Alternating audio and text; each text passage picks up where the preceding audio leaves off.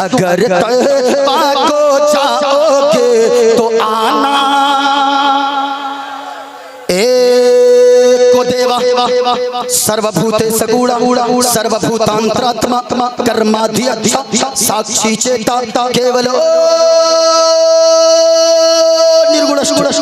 अधर्माभिभवात् कृष्णा प्रदुष्यन्ति कुलस्त्रियः स्त्रीषु दुष्टासु वर्षणे जायते वर्णशङ्करः यो मामजमनादिं शवैति लोकमहेश्वरम् असम्मूढा समर्थेषु सर्वपापैः प्रमुच्यति। गणेश्यं चरणं शीशमनं वायुर्देयर्मुगुणी वरुणा शशंका प्रजापतिष्ठं प्रपितामहश्च नमो नमस्ते सुसाहस्कृता पुनश्च भूयोऽपि नमो नमस्ते। गणेश्यं चरणं शीशमनं शशांकं चरणं शीशमनं पर्वतं चरणं शीशमनं गंगाजलं स्नानं पंडितं गौदानं स्वाहा। कल्कि अवतार न्यारपंतं पृथ्वी मध्यम उर्वस्वचारतं पल्वन स्वान्नं नमनकीयं पशुपपनं तपस्यं वीरं महावीर गुरुं प्राणं प्रादीपं सोमति विष्णुवेशं स्वरूपं अस्मा सुकुमारूहा देवोत्तम जगन्पति असीना साधु अष्ट ऐश्वर्य गुणवती गिरिघनील गंधा अति ज्योतिमय प्रकाशम नतमस्तक भूमिष्ठम प्रभु गुणगानम नाफपुरीता लीड गच्छतीर प्रक्रम पवित्रम गंगा स्नानम अति पवित्रम पवित्रम पवित्रम। और एक पंडित है लोगो हैदराबाद का रहने वाला है, नाम है पंडित सोमनाथ वर्मा। वो पंडित जब चलता है कुछ और बोलता है, लेकिन जब चलता है एक हाथ में त्रिशूल रखता है, एक हाथ में छोटा सा लोटा रखता है, माथे पे चंदन का टीका है। वो पंडित जब चलता है कुछ और बोलता है, लेकिन जब जबान खोलता है तो फिर मुस्तफा मुस्तफा बोलता है। और वो पंडित कहता है लोगो शरणय गुरु निमगा सुख सागर अत्याचार मगा शुभ सागर चरणन के गुरु नाम उजागर चरणन के गुरु नाम उजागर कृपा करोगे शुभ नाम सुख सागर कृपा करोगे शुभ नाम सुख सागर नाशिराय में प्रमेय नाशम नाम शिलाशम शुभ नंदन गुरु हर कृपा मनोगर पावे अत्याचार महा सुख पावे। और कफील भाई पंडित कहता है जय गुरु नाम नाम कर जय पे जय गुरु नाम नाम कर जय पे जय गुरु नाम नाम कर जय पे बिना मुहम्मद पार न होए बे। जय गुरु नाम नाम कर जय पे बिना मुहम्मद पार नहीं। और जिनके उर्स में आए हैं अगर उनके नाम से संस्कृत में मंत्र न पढ़े तो बेकार है। जरा मोहब्बत से बोलो हाथों को लहरा कर बोले हाय हाय हाय। जब हजरत मंसूर मिल्लत अलैहि रहमा के रोजे पे उनके शागिर्द जाते हैं, अपने तो अपने दूसरे भी जाते हैं, तो वो कहते हैं कृपा करो अभिनायर ज्ञानी सुंदर रोजा मंजूर तुम्हारी। सुनिएगा सुनिएगा। और संत के तू अभिनायर ज्ञानी संत के तू अभिनायर ज्ञानी सुंदर रोजा मंजूर तुम्हारा। हाय हाय। अब मत समझिएगा कि ये लोग मुफ्ती साहब मौलाना साहब बुलाए थे कि पंडित जी बुलाए थे। सुनना चाहते हैं सुनना चाहते हैं, अगर खुलासा सुनना चाहते हैं हाथों को लहरा कर बोले या रसूल अल्लाह और प्यार से बोलो या हबीब अल्लाह। मेरा मौजू क्या है? दुनिया में सबसे बड़े अक्लमंद कौन है? ऊंचा बोले दुनिया में सबसे बड़े अक्लमंद कौन है? और मेरे पास दलील है और मैं साबित करके बताऊंगा कि सबसे बड़े अक्लमंद अगर कोई है तो वो जनाबे मुहम्मदुर रसूलुल्लाह की जात है। और हुजूर इस्लाम लेकर आए।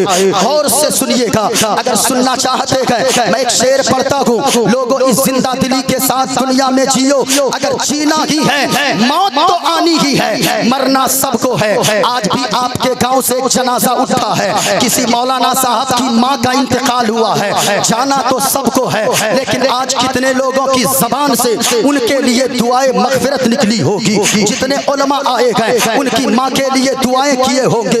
याद रखना लोगों, दुनिया से तो सबको जाना है, लेकिन जिंदगी अगर गुजारो, दुनियादार बनकर जिंदगी मत गुजारो। अगर जिंदगी गुजारना ही है तो मुस्तफा के वफादार बनकर जिंदगी गुजारो, ताकि जब जनाजा निकलने लगे किसी ने कहा है मौत उसकी है कि जमाना करे अफसोस, मौत उसकी है जिस पर जमाना करे अफसोस। यूं तो दुनिया में सभी आए गए मरने के लिए, मरना तो सबको है, लेकिन मौत किसकी है जिस पर जमाने वाले अफसोस करते हैं। किसी शराबी की मौत पे जमाने के लोग अफसोस नहीं करते, किसी जुआरी की मौत पे जमाने के लोग अफसोस नहीं करते, किसी गैड़ी की मौत पे जमाने के लोग अफसोस नहीं करते। जमाने के लोग उनकी मौत पे अफसोस करते हैं कि जो जीते हैं मदीने वाले मुस्तफा के लिए, मरते गए तो मदीने वाले मुस्तफा के लिए। इसलिए साहिबो, अगर जिंदा रहना है तो मुस्तफा का आशिक बनकर जिंदा रहो। जो मुस्तफा के इश्क की बात करेगा, अगर वो बंद कमरे में भी रहेगा, पूरे हिंदुस्तान क्या पूरी दुनिया में उनकी शोहरत का डंका बजेगा। और हाँ, जिंदा रहो, आशिक रसूल बनकर दुनिया से जाओ तो इश्क मुस्तफा में चले जाओ। यहाँ तो जाओगे अपने तो अपने, गैर भी खिड़की से पर्दा को हटाकर कहेंगे ये कोई गद्दार नहीं बल्कि मुस्तफा के वफादार का जनाजा जा रहा है। इस नीयत से जिए, अपने उलमा के करीब होइए। आशिक़े मुस्तफा बन के देखो, सारी दुनिया में इज्जत मिलेगी। आय हाय हाय, जो मुस्तफा से इश्क करता है ना, मैंने क्या कहा, बंद कमरे में भी अगर वो रहे उनके नाम का डंका पूरी दुनिया में बजता है, लेकिन शर्त है मुस्तफा से इश्क की बात करे और बगैर किसी लालच के। आशिक़े मुस्तफा बन के देखो, सारी दुनिया में इज्जत मिलेगी। और मेरा दावा रोज़े क़यामत उनके सजदे में जन्नत मिलेगी। दुनिया में सबसे बड़े अक्लमंद कौन है? ऊंचा बोलो और ऊंचा बोले और याद करके जाएं, याद करके, ताकि यहाँ से उठें। आपकी जबान पर गाना नहीं बल्कि मुस्तफा की मोहब्बत का तराना जारी हो। यहाँ से जाएं, गाना गुनगुनाते नहीं। अजमत भाई जो नात पढ़ रहे थे उस नात के मिसरे को गुनगुनाते हुए जाना। अगर ये गाने आपने न गुनगुनाया, दुनियावी मुस्तफा की मोहब्बत के तराने जिंदगी भर आपने गुनगुनाए, अल्लाह की कसम कहता गो लोगो, दुनिया से जाओगे इज्जतदार बनकर जाओगे, मरने के बाद जन्नत का हकदार हो जाओगे। सबसे बड़े अक्लमंद का नाम, यहाँ से लेकर वहां तक सबसे बड़े अक्लमंद का नाम जनाबे मोहम्मदुर रसूलुल्लाह। आप कहोगे वो कैसे? तो आप देखें, इधर देखें, यही दुनिया है। हुजूर की तशरीफ आवरी से पहले इस दुनिया पे और भी लोग थे जो बड़े बड़े अक्लमंद होने का दावा कर रहे थे। तवज्जो से सुनिए, अक्लमंद सबसे बड़े कौन है? जनाबे मोहम्मदुर रसूलुल्लाह की जात है। आप कहोगे कैसे? हुजूर की तशरीफ आवरी से पहले यही दुनिया गए बड़े बड़े अक्लमंद गए, अपने आप को अक्लमंद कहते गए, बड़े बड़े एजुकेटेड वाले लोग हैं, बड़े बड़े साइंसदान मौजूद हैं जो अपने आप को बड़ा माइंडेड कहते गए। इसी जमीन पे हुजूर की तशरीफ आवरी से पहले लोगों ने देखा, सुनिएगा, लोगों ने तलाश करना शुरू किया, तलाश किया who is the biggest powerful person in this world. लोगों ने कहा इस पूरी दुनिया में सबसे ज्यादा पावरफुल कौन है, सबसे ज्यादा ताकतवर कौन है? लोगों ने कहा कि हम उसी की इबादत करेंगे, हम उसी को अपना खुदा मानेंगे। Who is the biggest powerful person in this world? इस दुनिया में सबसे ज्यादा ताकत और खूबी का मालिक कौन है, सबसे ज्यादा पावरफुल कौन है, हम उसकी इबादत करेंगे। लोग अपना खुदा तलाश कर रहे हैं, लोग अपना माबूद तलाश कर रहे हैं। लोगों ने देखा जमीन को, ये जमीन पिस्ता भी देती है, ये जमीन बादाम भी देती है, ये जमीन अखरोट भी देती है। गौर से सुनिए, ये जमीन धान भी देती है, ये जमीन गेहूं भी देती है, ये जमीन बाजरा भी देती है। जिसको इंसान खाता है, बिल्ड करता है, बड़ा होता है, बढ़ता है, और आदमी जब मर जाता है तो इस जमीन के अंदर दफन आदमी को कर दिया जाए, ये जमीन उसके गोश्त को खा लेती है, जमीन हड्डी को खा लेती है, जमीन इंसान के नामो निशान को मिटा देती है, जिस्म को खा लेती है। लोगों ने देखा जमीन को, कहा जमीन you are our God, we are praying for you. ओ जमीन तू मेरा खुदा है, मैं तेरी इबादत करूंगा। जब इतना कहा ना, परसों जमीन की लोग पूजा करते रहे, परसों जमीन को लोग अपना खुदा मानते रहे। इतने में एक शख्स ने देखा, एक 50 ग्राम के वो पत्थर को लिया और 100 ग्राम के मिट्टी के ढेले को लिया। 50 ग्राम के पत्थर को मिट्टी के ढेले से टकराया तो 50 ग्राम के पत्थर से मिट्टी का ढेला टकरा कर चकनाचूर हो गया, हवा में धूल बनकर उड़ गया। तो लोगों ने कहा, ओ मिट्टी तू 50 ग्राम के पत्थर से टकरा कर चकनाचूर हो गई, तू मेरा खुदा नहीं हो सकता है। पत्थर को लोग अपना खुदा मानने लगे, बड़े बड़े पहाड़ों को लोग अपना खुदा मानने लगे, गिरनाथ पहाड़ को लोग अपना खुदा मानने लगे, और माउंटेन पहाड़ को लोग अपना खुदा मानने लगे। इतने ही में लोगों की नजर पड़ी, आप अपने झारखंड के बहुत सारे इलाके में जाएंगे, बहुत सारे इलाकों में लोहे की मशीन रहती है। वो लोहे की मशीन उस पत्थर पे एक मर्तबा मारती है जोर से, तो उस लोहे की मशीन पत्थर पे जब जोर से टक्कर मारती है तो पत्थर चकनाचूर हो जाता है, उनके छोटे छोटे टुकड़े हो जाते हैं। लोगों ने जब देखा कि लोहा पावरफुल है, लोगों ने कहा, ओ पत्थर पहाड़ तू मेरा खुदा नहीं हो सकता। क्योंकि सुनो, मैं आपको पहुंचाना चाह रहा हूं, जब मैंने मंत्र पढ़ा है सुनिएगा। लोगों ने कहा, ओ पत्थर तू तो एक मशीन से टकरा कर चूर हो गया। सुनो, तुझसे ज्यादा पावरफुल तो मशीन है, तुझसे ज्यादा पावरफुल लोहा है। अब लोगों ने पत्थर को रिजेक्ट किया, लोहे को सिलेक्ट किया कि लोगों ने कहा, ओ लोहा तू मेरा खुदा है। परसों लोहे की पूजा लोग करते रहे, आखिर में लोगों ने देखा और ज्यादा, यानी कि लोगों के दिमाग लोगों ने लगाया, लोगों ने अक्ल लगाया। आखिर में लोगों ने देखा मियाद फिर मियाद टेम्परेचर पर, आग पर जब लोहे को रखा, एक हाथ का लोहा चंद घंटों में तपने के बाद 1.5 हाथ का उसे कर दिया गया। लोगों ने कहा, ओ लोहा तू तो आग की वजह से पिघल गया। सुनो, तू मेरा खुदा नहीं हो सकता है, बल्कि आग मेरा खुदा है। परसों लोग आग की पूजा करते रहे, परसों पूजा करते रहे। लोगों ने फिर देखा चंद बारिश के कतरात उसी आग पे पड़े कि बारिश के कतरात पड़ते ही आग ठंडी हो गई। लोगों ने कहा, ओ आग तू मेरा खुदा नहीं हो सकता है। पानी you are our God, we are praying for you. ओ पानी तू मेरा खुदा है। लोग नदी की पूजा करना शुरू कर दिए, गंगा की पूजा शुरू कर दिए, छठ पूजा वहीं से वजूद में आ गई। लोग छठ पूजा शुरू करना शुरू कर दिए, पानी की पूजा, नदी की पूजा, गंगा की पूजा, नाले की पूजा, तालाब की पूजा।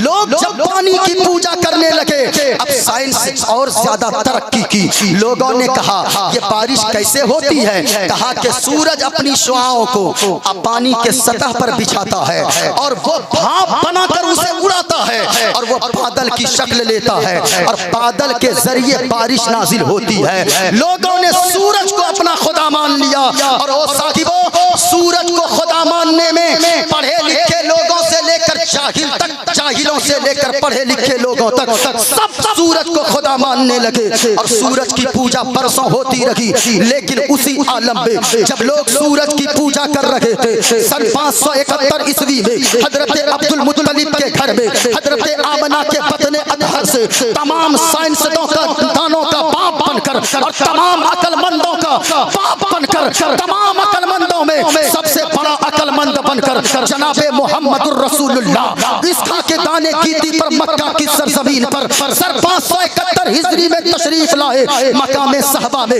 जब हजरत अली की नमाज कज़ा हो गई, लोग सूरज की पूजा करते थे। मदीने वाले मुस्तफा के सहाबी हजरत अली रोने लगे, या रसूल अल्लाह मेरी नमाज कज़ा हो गई। मदीने वाले मुस्तफा ने फरमाया, ए अली नमाज नमाज कज़ा पढ़नी है या अदा? या रसूल अल्लाह नौकर आपका हूँ, या रसूल अल्लाह गुलाम आपका हूँ, फिर मैं नमाज कज़ा पढ़ूंगा, मुझे नमाज अदा पढ़नी है। मदीने वाले मुस्तफा ने फरमाया, अली उधर देखो, मदीने वाले मुस्तफा ने पश्चिम की तरफ इशारा किया, सूरज को पश्चिम से पलटा दिया और जमाने वालों को जो सूरज की पूजा करते थे बता दिया कि ओ लोगों, जिस सूरज की तुम पूजा करते हो वो तो मेरे हाथों की उंगली के इशारों से नाचा करता है। मैं अगर चाहता हूँ सूरज को पलटा देता हूँ। आला हजरत फरमाते गए, आला हजरत ने फरमाया है, सूरज उल्टे पांव पलटे, चांद इशारे से हो चाक, अंधे नजदी देख ले कुदरत रसूलुल्लाह की।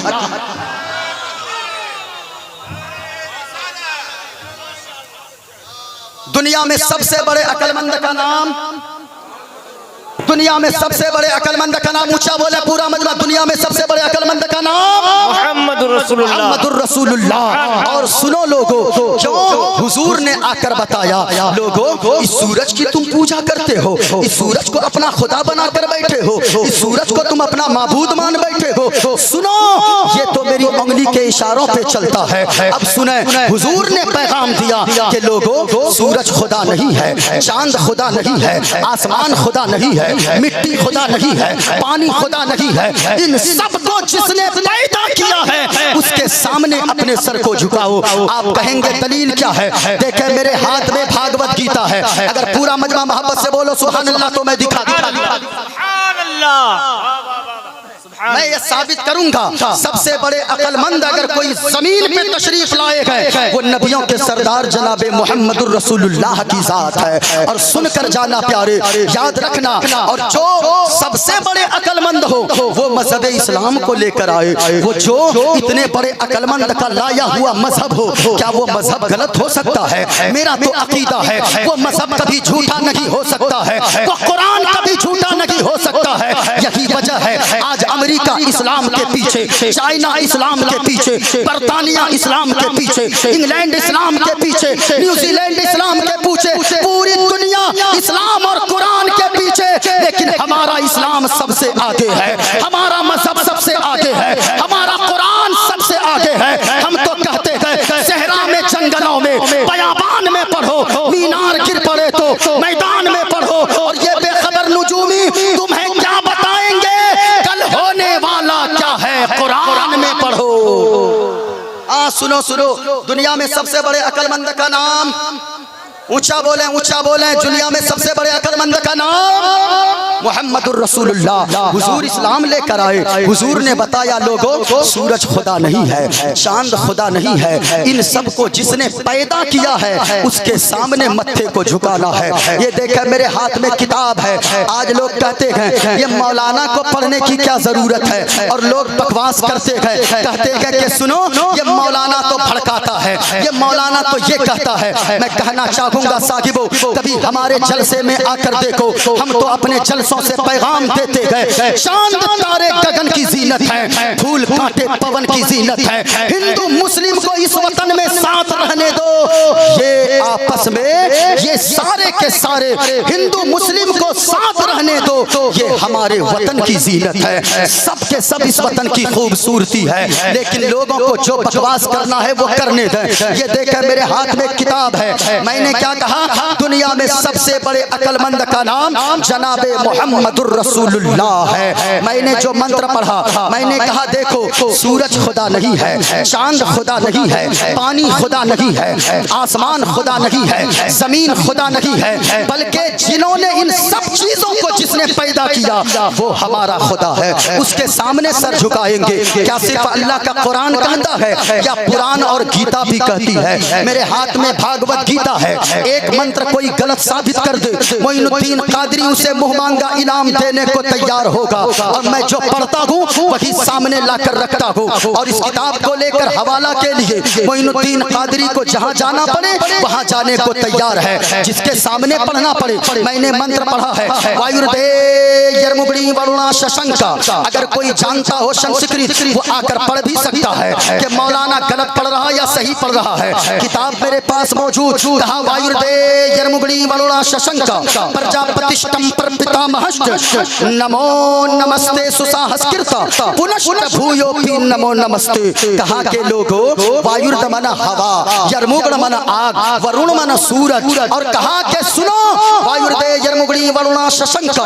कहा जिसने हवा को पैदा किया, जिसने आसमान को पैदा किया, जिसने आग को पैदा किया, जिसने सूरज को पैदा किया, जिसने जमीन को पैदा किया, जिसने आसमान को पैदा किया, जिसने सारी कायनात को पैदा किया, नमो नमस्ते सुसाहस्कृता। हम उसी के सामने दंडवत करते हैं, अपनी पेशानी को झुकाते हैं, उसी को सजदा करते हैं। यही तो कुरान कहता है, यही तो इस्लाम कहता है कि लोगों ये सर झुकेगा रब की बारगाह में, ये दिल झुकेगा मुस्तफा की बारगाह में। ये किताब मैंने हवाला दिया है, भागवत गीता किताब का नाम है। मैंने जो मंत्र पढ़ा है गौर से सुनिएगा। अगर सुनना चाहते हैं तकरीर और बातें, मैंने ये साबित किया है कि सबसे बड़े अकलमंद इस दुनिया में अगर कोई तशरीफ लाए वो आमना के लाल, नबियों के सरदार, दोनों आलम के मालिक व मुख्तार जनाबे मोहम्मदुर रसूलुल्लाह की जात थी। अब सुनो प्यारे, हुजूर इस्लाम लेकर आए और इस्लाम का पैगाम क्या है लोगों? बुराई करना छोड़ दो, क्योंकि बुराई मुसीबत में डाल देती है। नेकियां करो नेकियां, क्योंकि नेकियां मुसीबत को। आपकी आवाज आनी चाहिए, बुराई करना छोड़ो। सुबह जाएंगे सबको पैगाम दीजिएगा, बुराई करना छोड़ो, क्योंकि बुराई मुसीबत को टाल देती है। नेकियां करो नेकियां, क्योंकि नेकियां मुसीबत को, बुराई मुसीबत में डाल देती है, नेकियां मुसीबत को टाल देती है। कैसे टालती है? बुराइयां मुसीबत लेकर आती है। मैं कहना चाहूंगा लोगों, जितने लोग यहाँ पर बैठे हो, जलसा सुनने का मतलब होता है अपने दिल के बागीचे को हरा भरा करके जाओ, आपका दिल गदगद हो जाए। और यहाँ पर आए थे गुनहगार बनकर, ऐसे जलसे सुनो ताकि यहाँ से उठो तो नेकोकार बनकर उठो। अगर आपने ये अकीदा ले लिया, अगर आपने ये सोच लेकर बैठा तो याद रखना यहाँ बैठे थे गुनहगार होकर, उठने से पहले अल्लाह सारे गुनाहों को माफ फरमा देगा। लेकिन नीयत सच्ची करो, इस दुनिया से तो जाना गए। बहुत सारे लोग शराब पीते गए, फिर कहते गए कि हम मुसीबत में आ गए। जुआ खेलते हो, कहते हो हम मुसीबत में आ गए। बुराई मत करो साहिबो, बुराई मुसीबत लेकर आती है। सुनो सुनो जितने लोग बैठे गए, ये उलमा बयान करते गए जुमा की तकरीर में कि लोगों शराब मत पिया करो, जुआ मत खेला करो, माँ बाप की नाफरमानियां मत किया करो। लेकिन आप समझते हो ये मौलाना का काम बोलने का गए, हमारा काम सुनने का गए। लेकिन याद रखना लोगों, शराब पीने वालों, जुआ खेलने वालों, गुनाह करने वालों, बुराई करने वालों, तू यहाँ भी मुसीबत में पड़ेगा, वहाँ भी मुसीबत में फंसेगा। गौर से सुनना, अगर तू चाहता है कि यहाँ से इज्जतदार बनकर जाए, कब मौत आ जाए कोई गारंटी नहीं है। दुनिया में आने का एक सिस्टम अल्लाह ने बनाया है। बाप पहले आता है, बेटा बाद में आता है, दादा पहले आता है, पोता बाद में आता है, माँ पहले आती है, बेटी बाद में आती है। ये दुनिया में आने का सिस्टम है, लेकिन दुनिया से जाने का कोई सिस्टम नहीं है। कभी कभी ऐसा होता है 80 साल का बूढ़ा बाप अपने 40 साल के करियर जवान बेटे के जनाजे को अपने कंधे पर उठाकर आंसू बहाता हुआ कब्रिस्तान लेकर जाता है। मैं कहना चाहूंगा लोगों, तू क्या सोचता है नौजवानों, नौजवान अगर तू सुधर जाए हमारी नस्लें सुधर जाएंगी। नौजवानों तू जानता है तू तो दुनिया से जवानी में चला जाएगा। कितने शराब पीने वाले आए वो दुनिया से चले गए। अभी हमारे यहाँ एक नौजवान का इंतकाल हुआ, वो शराब का आदी इतना बड़ा था कि वो रमजान में भी शराब पीता था। ऐसे लोग भी अपनी कौम में जीते गए, फिर हम कहते गए हम मुसलमान गए। याद रखना लोगों, ओ शराब पीने वालों, तू तो शराब पी लेगा लेकिन मौलाना की तकरीर सुनकर ना छोड़ देगो, मत छोड़ो। लेकिन एक जुमला कहना चाहूंगा और मेरी एक बात को याद रखना,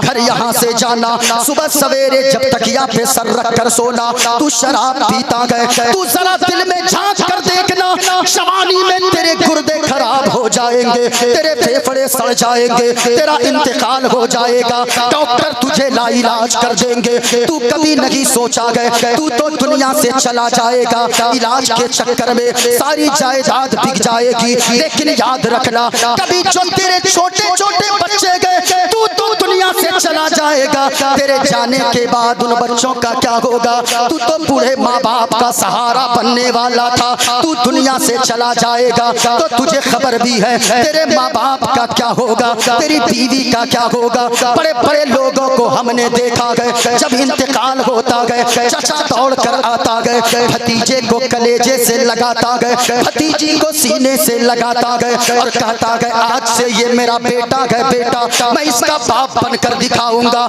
लेकिन ये मोहब्बत कब तक रहती है? जब तक चहारम 40वां ना हो तब तक ये मोहब्बत रहती है। याद रखना, वही 40वें के बाद वो चचा इतना बड़ा दुश्मन भतीजे का होता गए, समाने वाले देखते गए और कहने लगते गए कोई चचा भी इतना बड़ा दुश्मन होगा। ओ साहिबो याद रखना, इस दुनिया से जाना गए, ऐसी जिंदगी गुजारो कि अगर तू दुनिया से चला गया तो फिर तेरा नाम बाकी रहे। कभी तुमने नहीं सोचा अगर तू दुनिया से चला जाएगा, ईद का दिन होगा, सारे बच्चे बाप की उंगलियां पकड़कर वो ईदगाह की तरफ जाएंगे, तेरे बच्चे दूसरों का मुंह तकेंगे। तूने नहीं सोचा गए तेरी बूढ़ी माँ का क्या होगा, तेरे बूढ़े बाप का क्या होगा, तेरी बीवी के ऊपर लोग तोहमत लगाएंगे, तरह तरह के ऐब से उसे जोड़ेंगे।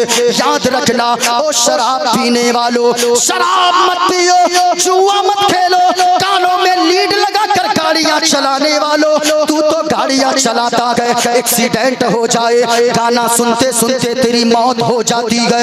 ऐसे जिंदगी गुजारो, पाको साफ होकर गाड़ी पर बैठो, गाने ना सुनो, मुस्तफा की मोहब्बत के तराने पढ़ते चलो, कलमा-ए तैयबा पढ़ते चलो, बिस्मिल्लाह कह के गाड़ी स्टार्ट करो।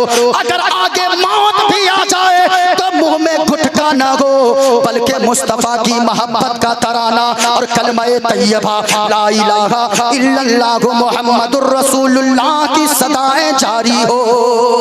नारे तकबीर, नारे रिसालत, मजहबे इस्लाम, पैगम्बरे इस्लाम, शरीयते मुस्तफवी, उर्से मंजूरे मिल्लत।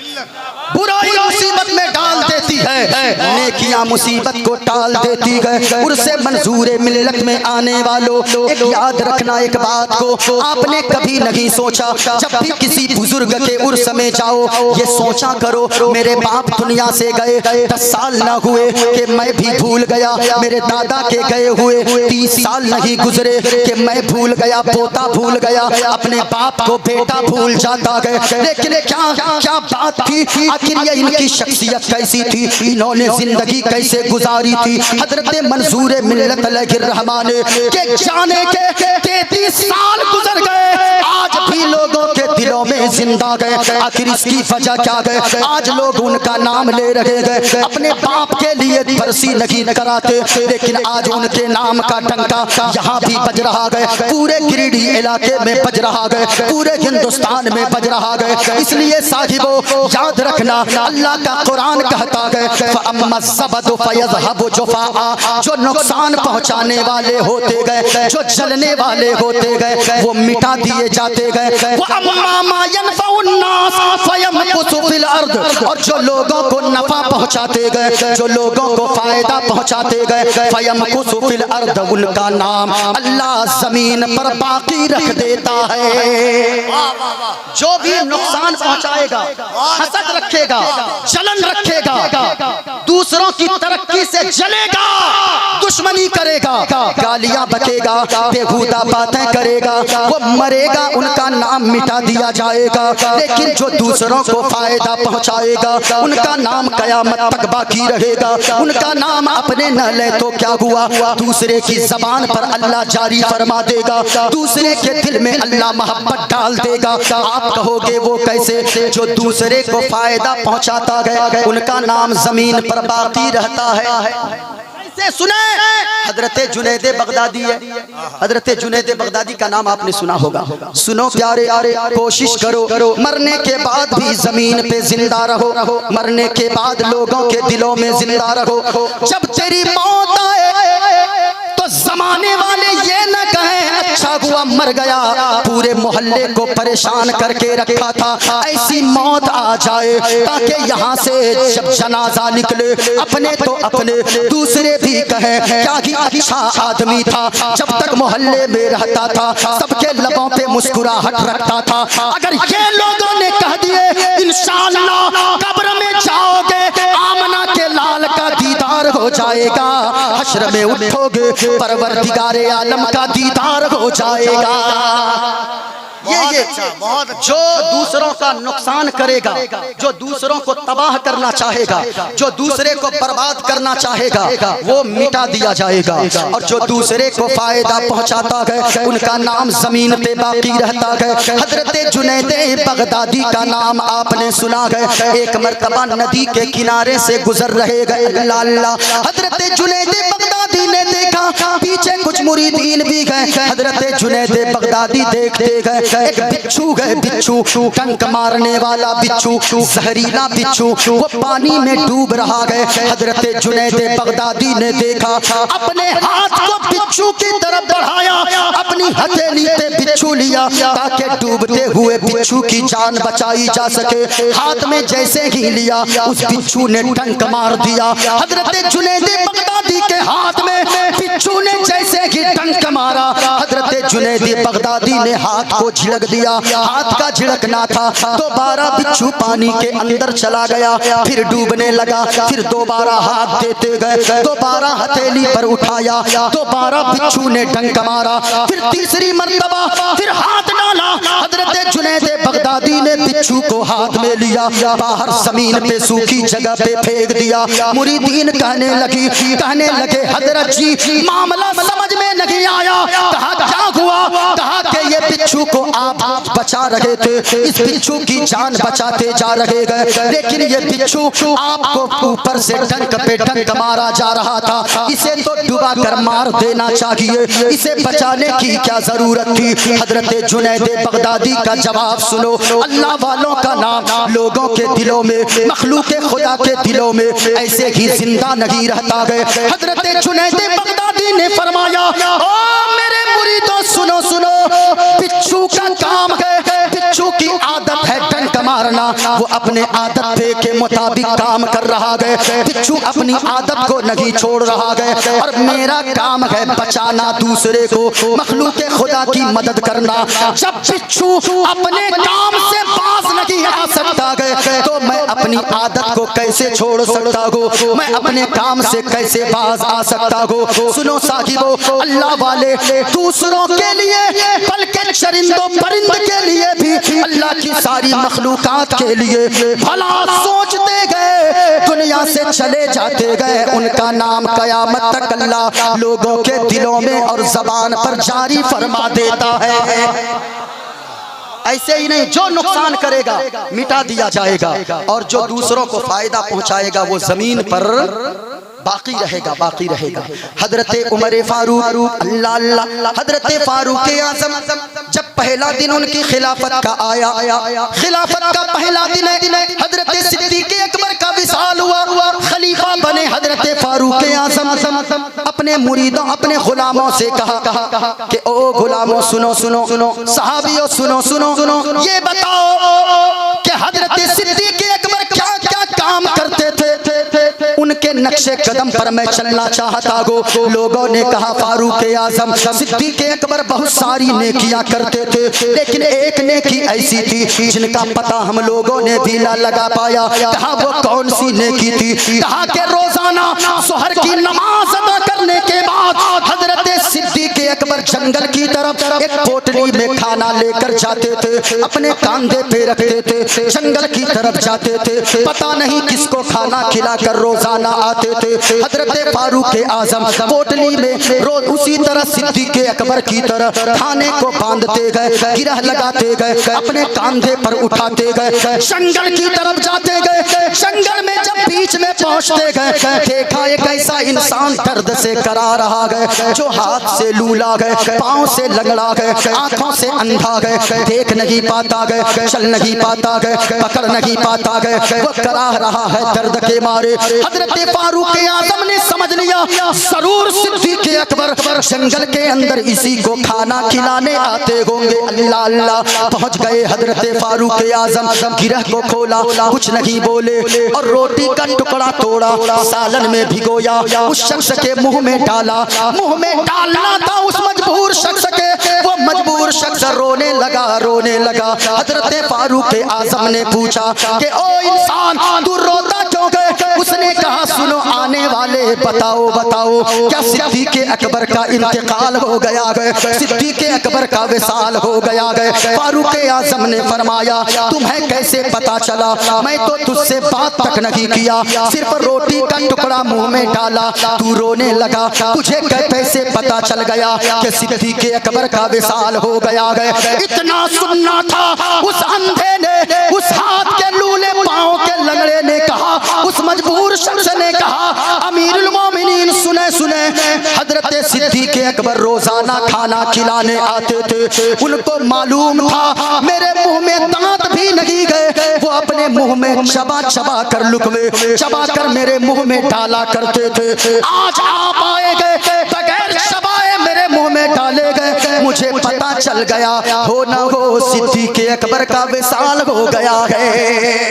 अल्लाह अल्लाह, ये अल्लाह वाले हैं, इनका नाम जमीन पे बाकी रहता है। जो दूसरों को नुकसान पहुंचाएगा उसका नाम जमीन से मिटा दिया जाता है। लोगों सुनो बुराइयां मत करो, क्योंकि बुराई मुसीबत में, ऊंचा बोले, बुराई मुसीबत में डाल देती है। नेकियां करो नेकियां, क्योंकि नेकियां मुसीबत को टाल देती है। याद रखना नेकियां करो, छोटी छोटी नेकियां तेरे काम आ जाएगी। जिस नेकी को आप छोटी समझते हो, याद रखना वो नेकी छोटी नहीं होती है, बल्कि वो नेकी दुनिया में भी काम आएगी, आखिरत में भी काम आएगी। गौर से सुनो साहिबो, नेकियां करो नेकियां, माँ बाप की नाफरमानियां मत किया करो, माँ बाप की फरमाबरदारी करो। आज बच्चे कुर्स और चादर के नाम पर लाखों तो लुटा देते गए, जलसों के नाम पर लाखों लुटाते गए, गजलिया मुशायरे में 50 लाख लुटा देते गए। सुनो साहिबो, ये पैसे जो तू गजलिया मुशायरे पे तू लुटाता गए, अल्लाह की कसम ये पैसे तेरे लिए जहन्नम में जाने के जरिए बनेंगे। इसलिए अगर पैसे आपको खर्च करना है, दीन के रास्ते में खर्च करो। अगर आपने दीन के रास्ते में पैसे को खर्च कर दिया, अल्लाह की कसम कहता हो दुनिया से इज्जतदार बनकर जाओगे, मरने के बाद जन्नत का हकदार हो जाओगे। सुनो साहिबो, माँ बाप बहुत नेकियां मुसीबत को टाल देती है। कैसे नेकियां मुसीबत को टालती है? सुनो लोगो, हजरत हुजूर फरमाते हैं, जनाबे मोहम्मदुर रसूलुल्लाह ने फरमाया है, बनी इस्राइल में 3 लोग थे, 3 दोस्त थे, तीनों कहीं सफर में पैदल जा रहे थे। जाते जाते शाम का वक्त हो गया और तीनों ने मशवरा किया अगर आगे जंगल में सफर करोगे तो खूंखार जानवर चीड़ फाड़ कर बराबर कर देगा, इसलिए ऐसा करो रात कोई सेफ्टी वाली जगह कर गुजार लेते गए। और जब सुबह की सफेदी नमूदार होगी तो फिर आगे का रास्ता तय करेंगे। कितने दोस्त थे? कितने? पूरा मजमा बोलो, कितने दोस्त थे? देखें नेकियां मुसीबत को कैसे टालती है। नेकियां करो नेकियां, मुसीबत को नेकियां टालती है। कितने दोस्त थे? पूरा मजमा ऊंचा बताएं बोलकर, कितने दोस्त थे? 3 दोस्त थे। अब तीनों गए, पहाड़ में एक कोह नजर आया, एक गार नजर, गार के अंदर तीनों दोस्त चले गए। पहाड़ के अंदर अल्लाह की मसलहत ऐसी हुई, पहाड़ के ऊपर से बड़ा सा चट्टान लुढ़का, लुढ़कते गार के मुंह पे आकर लग गया। जिधर अंदर गया था, गार का मुंह मुकम्मल बंद हो गया। अब तीनों जब सुबह बेदार हुए, आगे हाथ मारा, रास्ता गायब था, दाएं हाथ मारा, रास्ता नहीं मिला, बाएं हाथ मारा, रास्ता नहीं मिला, चारों तरफ थक हार कर परेशान हो गया। मोबाइल का तो दौर नहीं था कि फोन कर देता हमको बुलडोजर लेकर आओ और हमें लाकर बचाओ और यहाँ पत्थर हटाओ, मोबाइल का जमाना नहीं था। सुनो सुनो, तीनों दोस्त ने क्या मशवरा किया, और ये मेरी बोली नहीं है, मदीने वाले मुस्तफा की बोली है। ये जमीन फट सकती है, आसमान टुकड़े टुकड़े हो जाए, सूरज खत्म हो जाए, ये दुनिया खत्म हो जाए, लेकिन मुस्तफा का फरमान कभी गलत नहीं हो सकता है। कौले मोहम्मद कौले खुदा, फरमान बदला जाएगा। पूरा मजमा हाथों को लहरा कर बोलो या रसूल अल्लाह। आवाज बुलंद आवाज से, जिनको नबी से जितनी मोहब्बत है, जो इस्लाम और कुरान के लिए अपनी जान भी दे सकते हैं, हाथों को लहरा कर बोलो या रसूल अल्लाह। और प्यार से बोलो या हबीब अल्लाह, लब्बैक या रसूल अल्लाह। बुलंद आवाज से लब्बैक या रसूल अल्लाह। ये मेरी बोली नहीं, मदीने वाले मुस्तफा की बोली है। हुजूर फरमाते हैं, सुने सुने, तीनों दोस्त अंदर जब गए। अच्छा, गुफ्तगू लंबी हो रही है क्या? कफील अंबर साहब कुछ लिख रहे हैं, मैं समझ रहा हूँ जज़ाकल्लाह तो नहीं लिख रहे भैया? सुभान अल्लाह लिख रहे। अच्छा सुभान अल्लाह, मैं समझ रहा हूँ जज़ाकल्लाह। कितने दोस्त थे? पूरा मजमा बताओ कितने दोस्त थे और कहाँ फंस गए? कहाँ? पहाड़ के अंदर जाकर फंस गए। ये मेरी बोली नहीं, सुनो सुनो, मदीने वाले मुस्तफा की बोली है। कौले मोहम्मद कौले खुदा, फरमान बदला जाएगा। पूरा मजमा इधर वाले चुप रहे, जरा इधर वाले बोलकर बताओ। है कौले मोहम्मद कौले खुदा, फरमान बदला जाएगा। अच्छा, इधर वाले कौले मोहम्मद कौले खुदा, फरमान बदला। पूरा मजमा है कौले मोहम्मद कौले खुदा, फरमान बदला जाएगा। और बदलेगा जमाना लाखे मगर, बदलेगा जमाना लाखे मगर, कुरान बदला जाएगा। बदलेगा जमाना लाखे मगर, कुरान बदला जाएगा। अंदर आ जाए, अंदर। बारिश को भी बता दे, ए बारिश, अगर तू बरसना जानती है तो मुस्तफा के दीवाने तुझसे ज्यादा बरसना जानते हैं। बारिश को बता दे, ए बारिश, अगर तू चाहती है कि मुस्तफा वाले का इम्तिहान लेना, तो जब करबला वाले इमाम हुसैन 3 दिन के भूखे प्यासे रहकर वो इम्तिहान दे सकते हैं। हम कोई यजीदी नहीं, हम हुसैन के मानने वाले हुसैनी है। बारिश में भी और नदी के सतह